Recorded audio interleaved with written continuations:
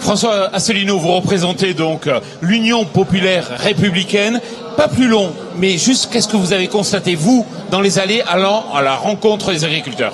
Bien, mais écoutez, moi ce que je trouve, c'est que je regrette que le stand du ministère de l'Agriculture ait été démoli, mais je le comprends, parce que les agriculteurs sont exaspérés, sont au bout du rouleau. On estime qu'il y a peut-être 40 à 60 000 exploitations qui vont disparaître à court terme. Moi, ce que je regrette, c'est qu'ils ne s'en soient pas pris au stand de la Commission européenne, n'est-ce pas? C'est-à-dire que, encore une fois, ils ne s'adressent pas au bon niveau, le bon niveau de responsabilité. Ce que nous disons, c'est que ça sert à rien de dire on va vouloir une autre Europe, on va améliorer les choses. Le problème, c'est que M. Dupont-Aignan citait une histoire qui n'existe plus, c'était l'Europe des 6. Maintenant, c'est l'Europe des 28. La France ne pèse plus grand-chose à Bruxelles. Nous ne sommes plus maîtres de nos décisions. Il faut donc que les Français reprennent leur pouvoir à l'intérieur de la France et sortent de l'Union européenne, de l'euro et de l'euro. On va donner la parole à François Asselineau. Ce qui est fascinant dans ce genre de débat, c'est que les gens refusent d'aller au fond des choses. Le fond des choses, c'est que la France n'est plus qu'un État sur 28 et que nous avons fait un périmètre avec des États qui ont des intérêts nationaux totalement divergents. Quand vous dites on n'a pas su, ça n'est pas tombé du ciel, c'est qu'il y a eu des marathons à Bruxelles et on n'est pas parvenu à un accord. Vous portez par exemple, comme moi, actuellement un badge en disant je consomme français pour sauver l'agriculture française.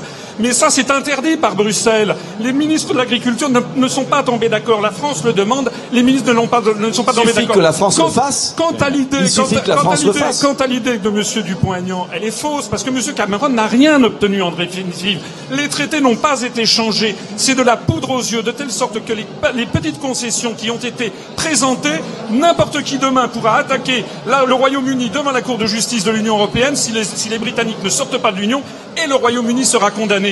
Donc il n'y a qu'une seule solution dans ce genre de situation. Il faut faire ce que demande d'ailleurs une grande partie maintenant des Britanniques, mais aussi des Tchèques, mais aussi d'un certain nombre d'autres peuples, sortir de cette prison des peuples pour retrouver les marges de manœuvre d'avoir une politique nationale. S'il vous plaît, François Asselineau. Je voudrais insister auprès de M. Chalmin, par exemple, que le problème c'est que l'agriculture effectivement ne pèse plus grand-chose, mais rassurez-vous, l'industrie ne pèse plus rien non plus, puisqu'on est en train de détruire toute l'économie française sous l'idéologie de la construction européenne.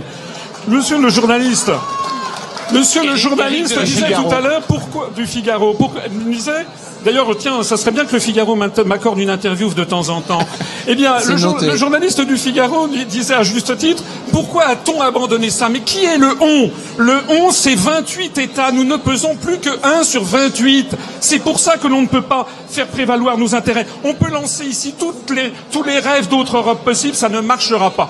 Quant à l'idée qui consiste à dire eh bien, la France va faire ce qu'elle veut et Bruxelles pliera, ça c'est une idée qui est une idée folle, parce que les gens qui disent ça ne connaissent pas les traités européens. La Commission européenne, à ce moment-là, défère l'État qui viole les traités devant la Cour de justice de l'Union européenne. C'est ce qui s'est passé au moment des OGM, et nous avons été condamnés à introduire les OGM contre la volonté majoritaire du peuple français, avec une pénalité de 160 000 euros par jour de retard. En tout cas, ce qui est certain, c'est qu'au train où vont les choses, l'année prochaine, c'est pas un stand qui sera saccagé, c'est que les agriculteurs seront là avec des fourches et des fusils. Vous ne vous rendez pas compte, je pense, de l'état d'extraordinaire gravité de la situation en France. Messieurs, j'ai une mauvaise nouvelle. On est arrivé au terme du débat.